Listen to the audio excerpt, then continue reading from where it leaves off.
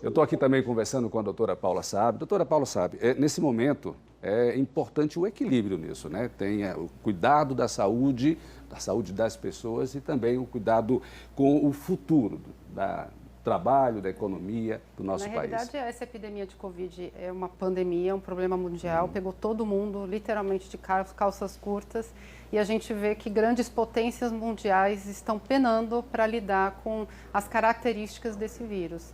Então, quando a gente fala de cuidado à saúde, a gente tem que ter cuidado, né, nessa visão, porque o que a gente tem visto é que se foca no Covid-19, que obviamente está demandando, né, muitos recursos em saúde, muita atenção, mas a gente está omitindo todas as outras doenças e todos os outros pacientes que estão deixando de ser tratados em relação da Covid-19, ou seja, é uma doença que a gente conhece pouco, é uma doença que tem um comportamento epidemiológico diferente em cada região, é muito difícil traçar uma estratégia, essa estratégia vai ser definitiva, essa estratégia vai ser curativa, demanda uma capacidade hospitalar em alguns lugares grandes, em outras não, a gente não sabe, mas a gente tem que estar preparado para isso.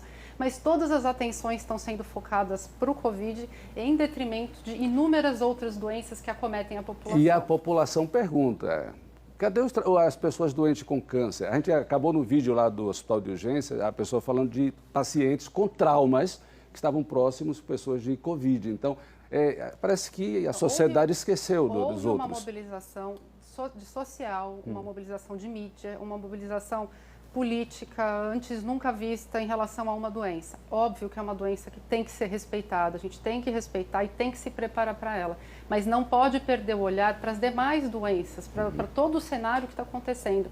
Tem uma estimativa que 70% das cirurgias oncológicas foram canceladas. Cadê esses pacientes?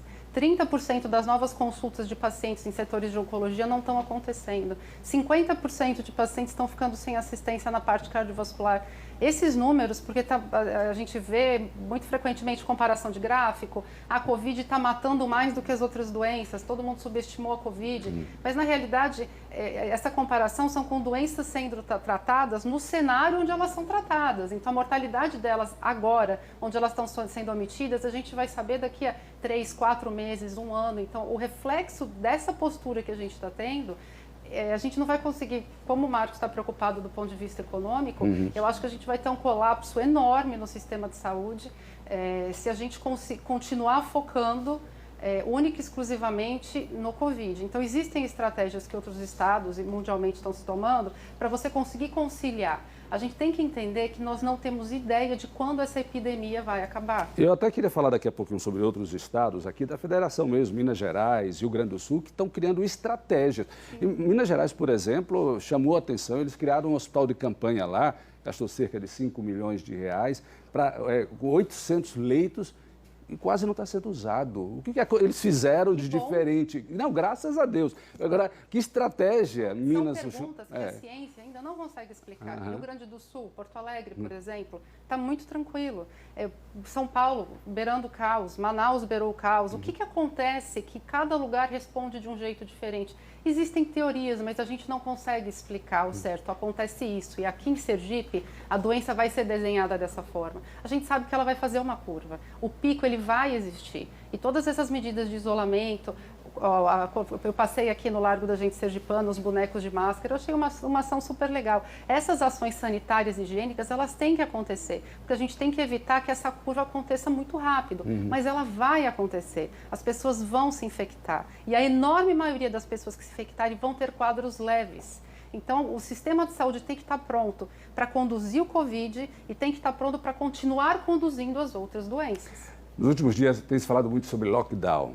Qual o posicionamento da senhora, doutora Paula Sabe, com relação ao lockdown aqui para Sergipe, por exemplo? Eu acho que não existe nada na literatura que respalde o lockdown porque você vai fazer o lockdown por quê? Você quer fazer o lockdown porque você quer diminuir a mortalidade, você quer diminuir a necessidade de internação em leito de UTI. Não existe dado no mundo que suporte que durante uma curva de ascensão, você fazer um lockdown vai diminuir esses números que seriam os nossos endpoints que eu falei aqui. Não existe. A gente imagina e pressupõe que você isolando as pessoas, confinando confinando as pessoas, você vai diminuir a circulação do vírus. Mas o coronavírus, ele é um vírus danado.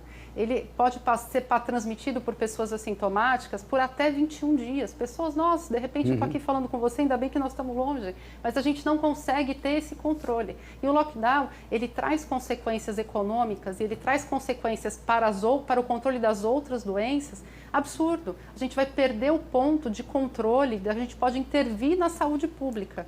Vira um caos. Aí eu estava conversando com um médico essa semana e ele disse, olha, o que está causando assim, esse isolamento, essa conversa, essa polêmica, essa politização, as pessoas estão ficando doentes do psicológico. Também. A senhora tem acompanhado isso? Não, com certeza. Nível de ansiedade. Daqui a pouco vai começar a aumentar o índice de suicídio. Então, a gente tem que analisar o contexto, mas a gente tem que passar as informações. Por exemplo, a gente tem aqui em Sergipe, você estava passando os dados, né? O número de infectados com o número de mortalidade. Para aquela família que perdeu aquela pessoa, é 100% de mortalidade. Mas se a gente analisa em termos de doença de população geral, a gente tem uma mortalidade baixa. Uma mortalidade ainda um pouco inferior do que a média brasileira. Se eu não me engano, 2% é o número de... Varia de cidade para cidade. Manaus, por exemplo... Não, estou falando aqui de Aqui Sergipe. não, deu 1, alguma coisa que a Aline colocou. Eu acho que se a gente calcular ainda vai ser um pouquinho menos. Mas será que justifica esse absurdo pavor que a população que está infartando e morrendo em casa de medo de procurar auxílio médico? Será que a gente não tem que fazer uma campanha de esclarecimento, de informação, para as pessoas entenderem o que é importante e o que não é importante? Será que a gente não tem que fazer estruturas de equipamentos hospitalares Covid-free? Então, no hospital de urgência de Sergipe vai ser a referência de Covid, mas o hospital de cirurgia, o hospital universitário, as outras estruturas hospitalares vão continuar tratando a demanda de doenças oncológicas e crônicas do Estado? Será que a gente não tem que fazer postos de atendimento para tentar evitar com que as pessoas internem, que a gente consiga fazer acompanhamento domiciliar? Será que não tem nenhuma estratégia que a gente consiga amenizar de forma positiva o resultado da epidemia, que consiga favorecer o retorno ao trabalho, que consiga fazer com que as pessoas entendam que há de se conviver com o coronavírus, porque a gente não tem a menor ideia de quando isso vai passar. E a senhora falou há pouco sobre esclarecimento, informação, orientação, porque hoje, quando as nossas autoridades, eu falo do geral, aparecem na mídia, é só para apresentar um tipo de decreto. E a gente fica esperando o que vai ser. Aí o decreto geralmente... Mas, Ricardo, eu entendo a posição do gestor. É muito complicado você assumir... Mas essa orientação que a senhora fala, de explicar para a população, de orientar, de informar... E por isso que a gente de conduzir. Por isso que a gente conta com vocês. A gente tem que voltar com a mídia e a gente tem que acabar se expondo, porque se você for analisar friamente os dados, a Covid-19, em termos de demanda de saúde pública, para o sistema ela é muito pesada. Mas de risco pessoal, a não ser para aqueles grupos de risco específico, ela é muito baixa. A gente vê hoje o coronavírus está aumentando, eu trabalho em hospital, meu marido trabalha dentro da UTI do coronavírus, vários colegas estão se afastando, equipe de enfermagem, recepcionista, está acontecendo. A enorme maioria deles está tendo quadros leves. A enorme maioria deles não precisou ficar hospitalizada. Então, assim, a gente precisa orientar, porque existe um pavor geral. Perfeito. E esse pavor, a gente tem que quebrar esse pavor para começar a permitir que o gestor não radicalize. Porque o radicalismo dele vem da insegurança da população em cima da doença. Perfeito. Então, eu entendo o gestor quando ele toma uma atitude radical e ele vislumbra um lockdown. Porque a gente vai passar por um momento dramático. E quando a gente passar por um momento dramático, se ele não tiver feito o lockdown, vão cobrar ele.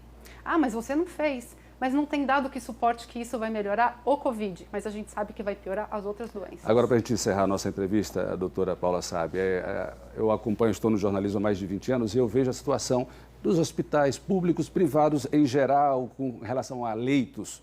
Agora, os hospitais estão sendo preparados para a Covid, mas a Covid vai passar, né?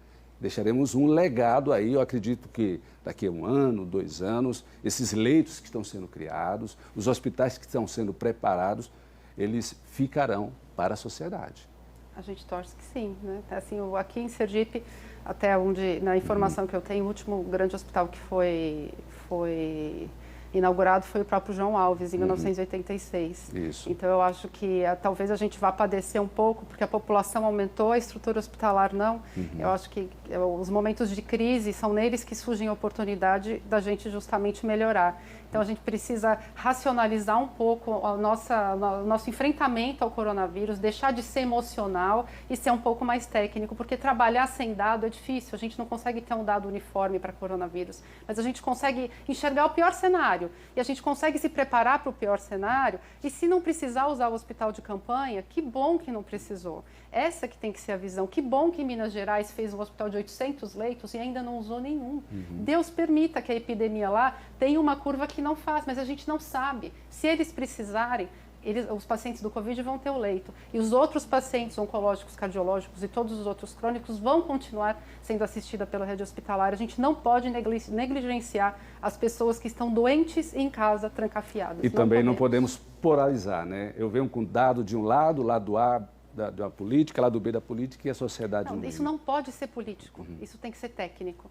É isso que as pessoas têm que entender. Eu acho que isso o Brasil tem que entender. Hidroxicloroquina, dá, não dá, não pode ser político, tem que ser técnico. O estudo, respaldo, a bibliografia, os estudos dizem que não faz efeito, mas a gente tem resultados positivos do pessoal do Pará, lá em Belém, que já dá essa medicação em ampla escala para malária. Será que não vale a pena, de repente, arriscar nesse cenário? A análise tem que ser técnica por gente experiente. E não política. Doutora Paula Sarmento, muito obrigado. Uma boa tarde. Obrigada. Agora, 12 horas